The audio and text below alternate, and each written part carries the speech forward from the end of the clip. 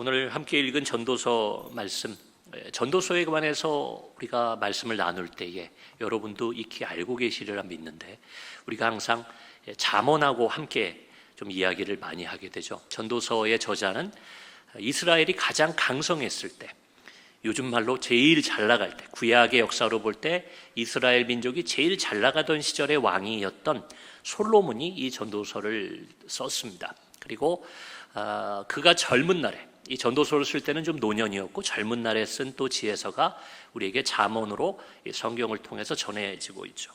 이 두 권의 책의 주제가 같다, 제가 이런 말씀을 드렸던 기억도 있어요.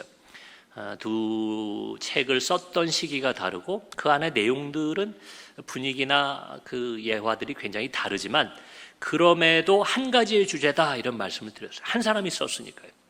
가장 지혜로운 사람이 썼으니까 그 지혜서의 핵심적인 주제는 하나님을 경외해야 된다, 하나님을 인정해야 된다. 그것이 잠언과 전도서의 주제의 말씀입니다. 그러나 다만 차이가 있다고 말씀드렸었어요.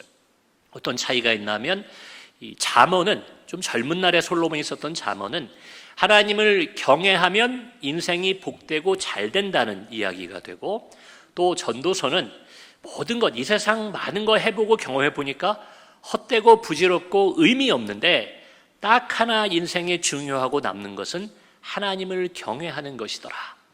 이렇게 그 내용의 차이가 좀 있습니다. 조금 과장해서 말씀드린다면 이렇게 말씀드릴 것도 같아요. 잠언과 전도서의 차이는 하나님을 경외하는 것이 인생의 수단이 되느냐, 인생의 목적이 되느냐의 차이라고까지도 한번 우리가 말해볼 수 있을 것 같습니다. 수단이라고 얘기하니까 나쁜 것 같지만 하나님을 잘 믿고 하나님의 뜻을 순종하고 살아가면 이 세상에서 우리가 목적한 바 성공하고 기도의 응답을 받고 형통하는 복을 누린다. 이게 잠언의 그 어조예요. 근데 전도서는 그렇지 않습니다. 인생에 많은 것을 해보고 노력하고 사람이 수고해 보지만 그런 거 다 부질없고 의미 없고 남는 것 없고, 인생의 목표와 의미는 하나님을 찬양하고 경외하고 그 뜻에 순종하는 것, 그것밖에는 없더라. 인생의 목적이, 우리의 삶의 중심이 하나님을 경외하는 거더라. 이렇게 결론을 내린다는 점에서 같은 주제를 얘기하지만 굉장히 다르게 들리는 책들이 된 거죠. 오늘 함께 읽은 이 3장의 본문에서도 솔로몬은 우리 삶의 지혜에 관해서, 인생의 참된 지혜에 관해서 하나님과의 관계를 두고 우리에게 가르쳐주고 있습니다. 그 안에 보시면 특별히 어떤 내용이 있냐면, 우리 인생의 보람과 누림이 뭐냐, 우리가 인생을 살 때 무엇을 기뻐하고 무엇을 즐거워하는가, 거기에 대해 아주 지혜로운 얘기가 두 가지가 나와 있습니다. 12절과 13절에 그 내용이 있는데요, 제가 먼저 12절 다시 읽어드리면, 사람들이 사는 동안에 기뻐하며 선을 행하는 것보다 더 나은 것이 없는 줄을 내가 알았고, 당대에 성경에 기록한, 어쩌면 온 인류를 통틀어서 살펴보더라도 가장 지혜로운 사람이었던 솔로몬이 뭘 알았다고요? 사는 동안에 기뻐하면서 기쁨으로 선한 착한 일을 하는 것이 다른 어떤 것보다 더 좋다라는 것을 내가 알게 됐다는 겁니다. 착하게 산다는 거예요. 남을 돕고 양보하고 용서하고 이렇게 살아가는 게 인생을 사는 동안에 이게 제일 좋은 거더라, 나는 이것을 깨달았습니다 하고 이야기합니다. 두 번째로 13절에 보시면 이렇게 돼 있어요. 사람마다 먹고 마시는 것과 먹고 마시는 것, 그리고 수고함으로 낙을 누리는 그것이 하나님의 선물인 줄도 또한 알았도다. 그럼 선물이라는 걸 받으면 기쁘잖아요. 좋잖아요. 하나님이 주신 선물이니까 얼마나 좋겠습니까? 근데 그 선물이 뭐라고요? 우리가 일상을 살아가면서 먹고 마시는 거, 먹고 마시는 거. 제가 나이가 좀 들어가면서 어른들의 말을 좀 이해하게 됐어요. 그 중에 한 가지가 뭐냐면, 먹는 기쁨이 참 크다, 그 얘기를 하셨어요. 물론 몸이 좀 안 좋거나 또 건강을 잃어서 예전같이 마음껏 음식을 먹지 못하게 됐을 때도 그런 얘기를 하지만, 인생이 뭐 은퇴도 하고 노년이 되고 세상에서 뭐 중요하게 여겼던 것들에서 좀 손을 떼게 되면 내가 인생을 살아가는 낙이 무엇일까? 좋아하는 사람들과 한자리에 앉아서 맛있는 음식을 즐거이 먹는 것, 그게 정말 기쁨이라는 것을 깨달았다. 다른 인생의 목적, 다른 가치관을 찾아서 열심히 살아봤는데 나중에 나이가 들고 돌아보니까 그것들이 별로 의미가 없다는 거예요. 물론 열심히 했기 때문에 좋은 일도 있었겠죠. 그러나 현재를 살아가는 노년이 돼서 이렇게 보니까 내가 건강하게 사랑하는 사람과 식탁에 앉아서 음식을 나누고 좋은 이야기를 나누는 것, 그것이 가장 즐겁더라. 저도 그래요. 최근에 여름이라고 해외에서 일하고 살고 있는 친구들이 이제 한국 고국을 방문하러 왔다가 짧은 시간을 내서 서로 만났습니다. 만나면 하는 일이 뭘까요? 뭐 다른 거 없습니다. 젊은 날에는 만나면 뭐 여행도 가고 즐거운 일들이 많았는데 그저 식당에서 만나서 맛집이라는 데서 밥 먹고 차 마시는 거예요. 물론 거기에 중심은 추억을 얘기하고 즐거움을 나누는 것이겠지만 그럼에도 먹는 것과 마시는 것, 이것이 정말 즐거운 거다. 그것을 저도 나이가 조금 들어가면서 깨닫게 됩니다. 그리고 또 어떤 이야기가 있는 겁니까? 수고함으로 낙을 누린다. 이걸 세상 말로 하면 직장, 일하는 보람이라고 얘기할 수 있을 것 같아요. 내가 일해서 가정에 혹은 사회에 어떤 도움이 된다는 것. 인간은 사회적 동물이기 때문에 내가 사회로부터 어떤 도움을 받고 충족을 받아야겠지만 동시에 내가 속한 공동체에 어떤 공헌을 할 때 기쁨을 누린다고 그래요. 솔로몬이 그 얘기를 하는 겁니다. 수고함으로 낙을 누린다는 겁니다. 그냥 낙만 누리면 그저 누가 나에게 아무 일 안 해도 돈도 주고 먹을 것도 주고 좋은 환경을 주면 좋을 것 같지만 여러분, 그런 기쁨은 오래가지 않는다는 거예요. 내가 무언가 성취하고 수고해서 심고 일해서 거두는 그 기쁨과 그 행복이 인생 가운데 우리가 사는 동안에 정말 중요한 복이고 기쁨이더라. 이것을 솔로몬이 얘기해 주는 겁니다. 어찌 보면 참 소시민족이죠. 인류의 가장 지혜로웠던 솔로몬이 해줬다고 한다면 이 이야기가 좀 실망스러울 수도 있습니다. 별로 대단한 이야기가 아닌 것처럼 느껴지기 때문에 그렇습니다. 우리는 저와 여러분 같은 보통 사람들은 인생을 살아갈 때 이 솔로몬 같이 생각하지 않는 경향이 더 많은 것 같습니다. 우리는 먹고 마시고 그저 일상에 나에게 주어진 일을 열심히 하는 것에서 낙을 누리고 행복과 기쁨을 찾기보다는 그보다는 뭔가 더 고귀하고 그보다는 더 위대하고 더 좋은 어떤 일을 통해서 우리에게 기쁨과 만족이 온다, 이렇게 생각하고 인생을 바삐 수고하며 살아갑니다. 전도서는 그런 것들을 다 헛되다고 이야기를 해요.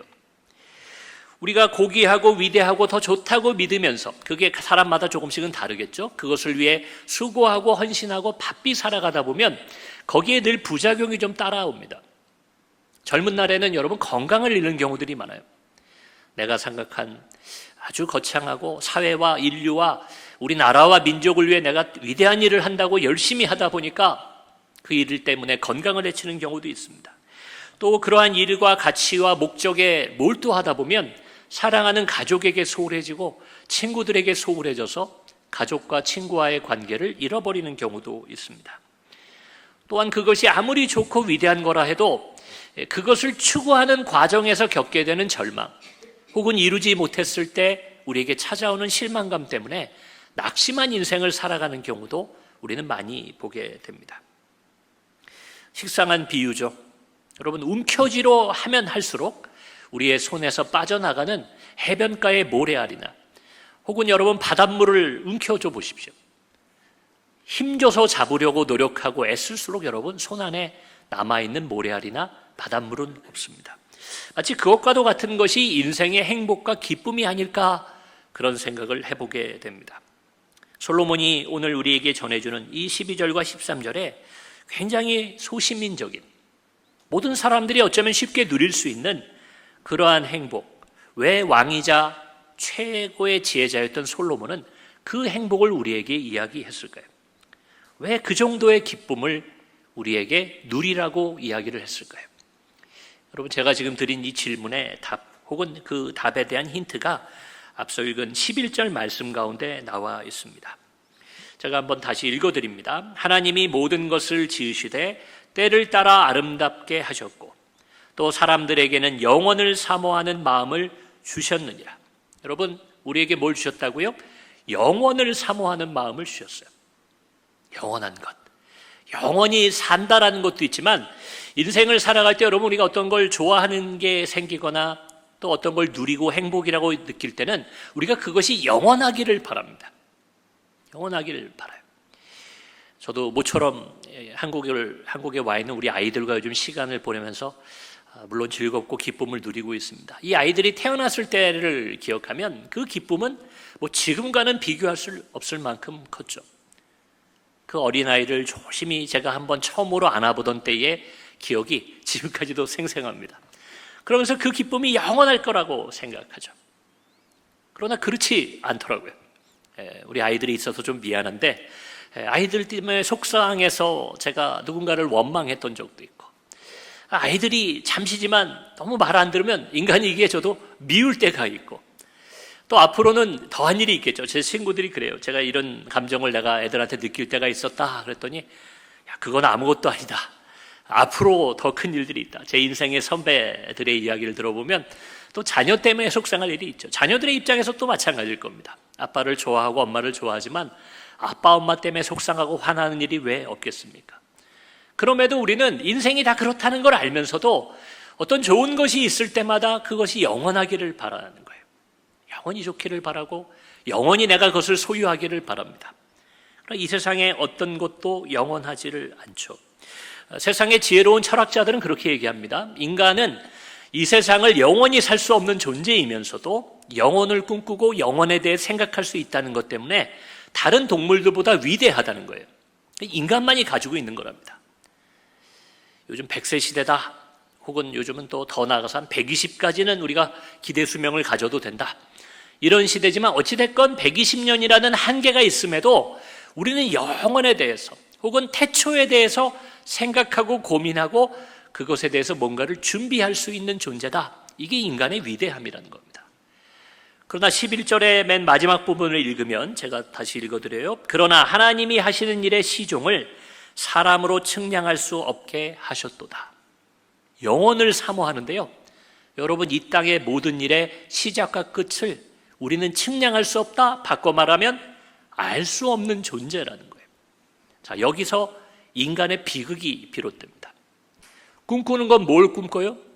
영원한 걸 꿈꾸는데 실제로 살아갈 때는 어때요? 어떤 일의 시종을 알지 못해요. 당장 내일 날씨도 우리가 모릅니다. 요즘 날씨가 너무 급변하니까 일기예보를 봐도요 틀려요. 분명히 이 시간에 비가 온다고 그랬는데 오지 않습니다. 인간의 과학이 발달하고 아무리 우리가 지혜를 갖게 됐다 해도요 우리는 내일을 알지 못합니다. 내년 일은 뭐 더더구나 알지 못하죠. 그거 알면 경제학자들이 뭐 분석하고 그러지만 요즘같이 투자를 많이 하는 시대에는 1년 후를 잘 알면 다 부자가 될 거예요. 그 상황에 맞춰서 투자하면 되니까. 우리는 알지 못합니다.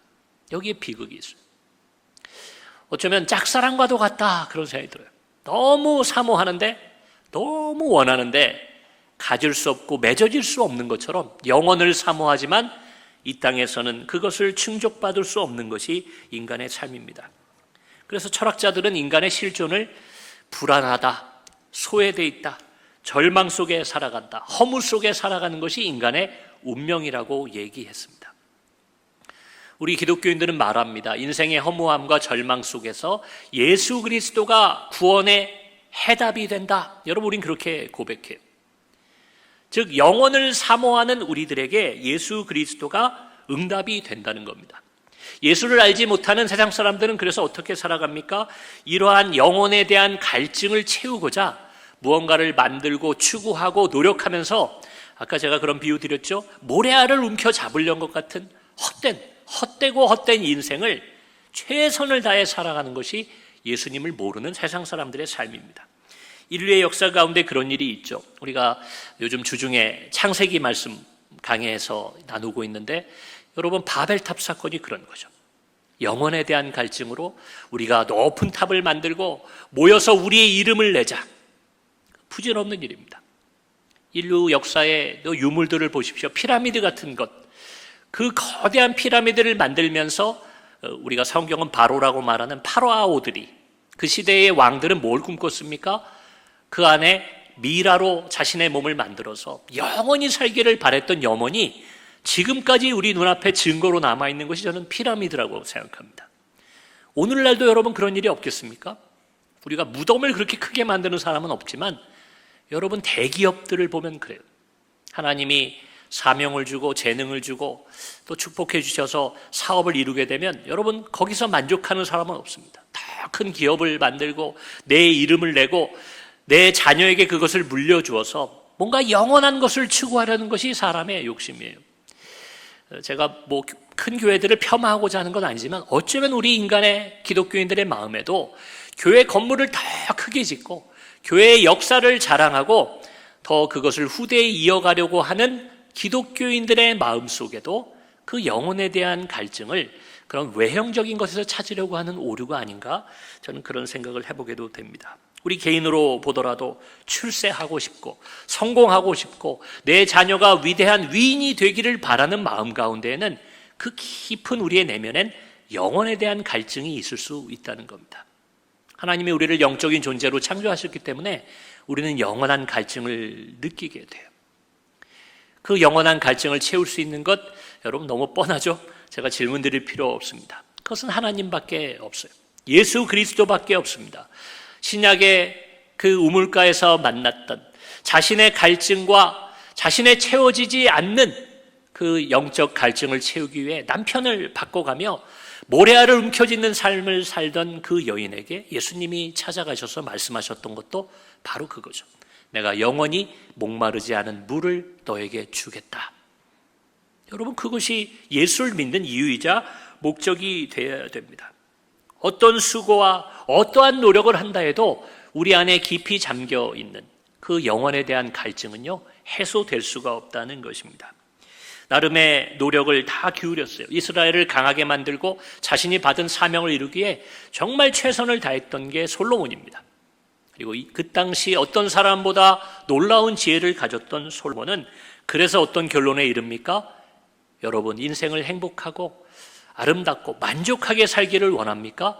그러면 하나님께로 가십시오 라고 얘기하는 거예요. 마치 비유하면 그런 것과도 같아요. 제가 어린 시절에는 요즘같이 세상이 흉흉하지 않았던 것 같아요. 물론 그 시대에도 사건 사고가 있었지만 적어도 아이들을 아침에 방학이다 그러면 아침에 집 밖에 내놓아도 뭐 나가 찾지 않아도 아이들이 막 놀다가 때 되면 들어오게 돼 있었습니다. 뭐 아이들 때문에 아파트 단지에 CCTV를 설치한다든지 혹은 보호자 없이는 놀이터에 못 나간다든지 요즘 같은 각박한 그런 상황이 아니었던 것 같아요. 부모가 애가 아무리 늦어도 걱정을 안 하는 거예요. 놀고 있어도. 왜요? 때가 되면 들어옵니다. 어떤 때 들어갔나 저도 생각해보면 한참 뛰어놀다가 놀다가 배가 고파지면 어떻게 돼요? 집으로 들어가는 거예요. 뭐 놀이터에서 친구들이랑 배고픔을 채울 수는 없으니까. 어쩌면 하나님이 우리에게 이런 영혼을 사모하는 마음을 주셨던 데에는 창조주 하나님, 구세주 주님을 우리가 찾도록 하기 위한 하나님의 귀한 은혜의 장치가 아니었나 싶습니다. 우리 안엔 그런 갈증이 있어요. 본능적인 겁니다. 그것이 교회를 통해 예배를 통해 하나님과의 만남을 통해 채워져야 됩니다. 저도 목사이지만 우리가 많이 반성해야 되는 것은 우리 목회자들과 또 먼저 믿은 기독교인들이 그 갈증을 채워주는 전도와 목회와 신앙생활을 해야 되는데 엉뚱한 것, 오늘 먹으면 내일 목마르는 것, 물론 중요한 일이죠. 구제하고 도와주고 섬기고 교제하는 것 중요합니다. 그러나 그것으로 사람들을 만족하게 하고 행복하게 하고 주님께로 인도하겠다는 것은 조금 시대착오적인 얘기입니다. 과거에 우리나라 어려울 때 선교사들이 그것을 함께 병행하며 줬던 때가 있지만 우리가 그것보다 뭘 먼저요? 영혼의 갈증을 채워주는 것을 앞서두는 선교와 전도와 목회가 되어야 되지 않을까, 저는 그런 생각을 합니다. 여러분 말씀을 정리하면서 또 이야기 드립니다. 여러분 하나님을 경외하고 인정하는 삶을 살면 성경이 증언하는 바, 약속된 바, 또 우리가 경험한 바 영원한 구원을 소유하는 것을 믿으시기 바랍니다. 저와 여러분은 이미 영원한 그 구원을 소유하고 있는 사람입니다. 그 부분에 대한 기쁨과 만족이 이미 우리에게 주어져 있다는 겁니다. 여러분 세상 사람들과 우리가 겉으로 보면 차이가 없어요. 저도 밖에 믿지 않는 사람들이 보면 아침에 출근도 하고 넥타이도 매고 열심히 일하고 또 일하기 위해 준비하는 사람입니다. 여러분도 그러실 거예요. 주어진 일들을 따라, 역할을 따라 수고하고 땀 흘리고 인생을 바삐 살아가는 것은 세상 사람과 동일합니다. 그러나 믿는 사람과 믿지 않는 사람 사이에는 본질적인 차이가 있다는 거예요. 세상 사람들은 어떻다고요? 그들은 인생의 기쁨과 목적, 인생의 행복을 얻기 위해 바삐 살고 수고하며 살아가는 겁니다. 근데 우리는 달라요. 예수를 정말 믿고 참으로 올바른 신앙을 가지고 살아간다면 우리는 이미 행복과 기쁨의 비결을 다 깨닫는 사람입니다. 영혼의 갈증이 채워졌어요. 남는 건 뭐예요? 이제 그저 일상을 살아가며 소소한 기쁨과 행복을 누리면 됩니다. 그러니 솔로몬이 오늘 뭐라고 얘기하는 겁니까? 먹고 마시는 즐거움과 그 일이 위대한 일이든 세상의 기준으로 볼 때 위대한 거든 작은 일이든 그 일을 통해 수고하는 낙을 누리라는 겁니다. 그리고 기회와 때가 있다면 남을 도와주고 선을 베풀면서 그 기쁨을 누리는 게 하나님을 아는 자들, 오늘날로 말하면 예수를 믿는다는 자들의 복된 삶, 행복한 삶이 된다는 것을 가르쳐 줍니다. 그러니까 다르죠. 행복을 얻기 위해 수고하고 결국 실패하는 사람들과 이미 행복한 삶을 살고 있기에 여러분 그저 일상을 누리고 행복을 나누기 위해 수고하고 사는 사람들의 삶은 본질적으로 표정부터 달라질 수밖에 없습니다. 여러분 일상에 먹고 마시는 것, 주어진 일을 감당하는 것에서 보람과 기쁨을 느끼시기 바랍니다. 그러나 거기에 내 인생의 행복이 달려있고 내 삶의 가치가 달려있다고 믿으면 여러분 불안할 수밖에 없어요. 철학자들의 말을 따라가는 겁니다. 주님의 말이 아니라 철학자들의 말을 따라가는 거예요. 그 일이 안 되면 불행한 거예요. 그 일이 되면 행복한 겁니다. 그러니 불안하죠. 걱정이 되죠. 안 되면 절망하고 낙심하는 거죠. 되었을 때는 잠시 만족이 오는 것 같지만 또다시 쳇바퀴 돌듯 불안과 걱정의 인생이 이어져 나가는 겁니다. 여러분 거기에 더 좋은 건 뭔지 아세요? 하나님이 우리에게 사명을 주셔서 때로는 위대한 일, 세상 사람들이 볼 때 좋은 일을 맡길 때가 있습니다. 근데 세상 사람들은 그것을 통해 내 행복과 만족을 얻는 수단이라고 생각하기 때문에 잘못된 길로 갈 때가 있어요. 우리가 뉴스를 통해 보는 참 높은 자리에 있고 또 위대한 일을 하는 사람들의 비리라든지 잘못들이 드러나는 경우가 있죠. 예수 믿는 사람들은 적어도 그런 일을 할 때 어떻게 하면 됩니까? 이걸 통해 내가 행복하고 만족을 얻는 게 아니라는 믿음이 있으니까 공명정대하게 하면 됩니다. 유혹이 있을 때는 내려놓으면 됩니다. 내가 그걸로 인해 행복할 게 아니기 때문에 그렇습니다. 그것 때문에 내가 행복해진다, 움켜쥐고 그것을 붙잡을수록 참된 행복, 영혼의 갈증을 채워주는 영적 기쁨은 우리로부터 멀어지게 되어 있다는 것입니다. 여러분 예수 믿는 목적이 영원한 갈증의 해소, 영혼을 사모하고 영원한 만족을 얻는 것에 있다는 것을 잊지 마시기 바랍니다. 신앙생활도 수단으로 하는 분들 있죠. 여러분 우리 교회 성도님들은 그런 분들은 없다고 제가 믿지만 초심자들의 경우에 그런 경우가 많습니다. 내가 인생의 어떤 목적을 이루기 위해서 어떤 기도의 응답을 받기 위해 예수를 믿는다라고 생각하는 거예요. 그 사람은 행복을 얻는 길이 뭐라고 생각하는 겁니까? 그 기도가 응답되고 이루어질 때 내가 진정한 행복을 누릴 거다. 예수님이 그것을 도와주실 거다. 그렇게 보입니다. 주님이 우리와 함께 하시며 우리의 일을 도우시고 어려움에서 건지시기 때문에 어떤 인생의 단면을 잘라놓고 보면 그렇게 보이고 그렇게 이해될 때가 있습니다. 그러나 사실은 예수님이 우리에게 주신 인생의 궁극적인 행복은 이미 우리가 받아 누리고 있어야 된다는 거예요. 작은 어려움이 있든지 주님께서 해결해 주셔야 될 문제가 있든지 내가 높아지기를 원하든지 여러분 그것과는 별개로 이미 주어진 행복과 기쁨이 있다는 것을 깨달아 알아야 됩니다.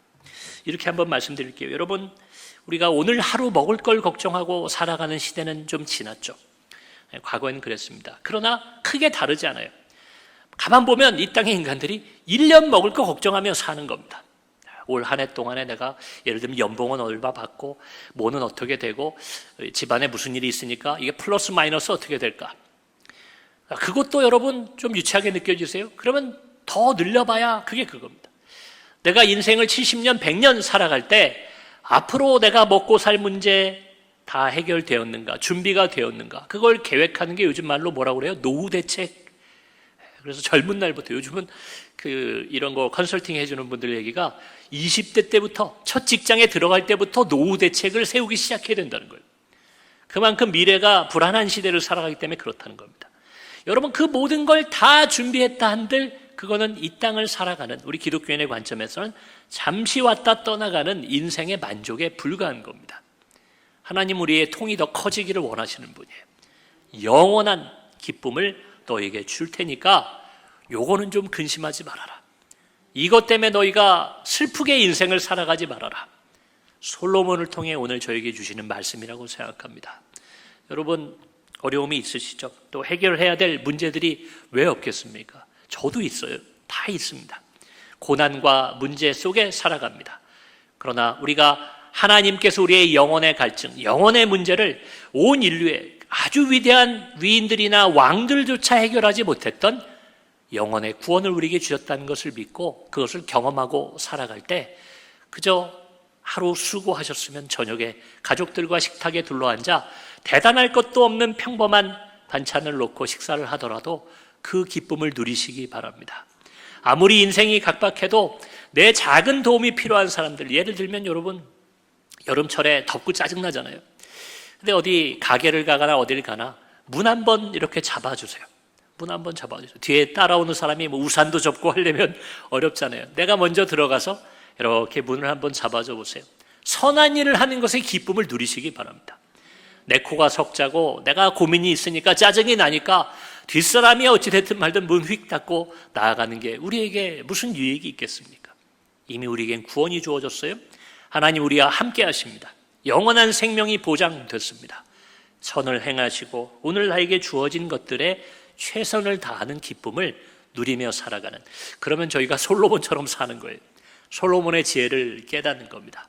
여러분, 그렇게 살아가시는 저와 여러분 인생 오늘 하루 더 나아가 남은 인생의 모든 여정이 되기를 주의 이름으로 축원합니다. 우리 함께 기도하겠습니다.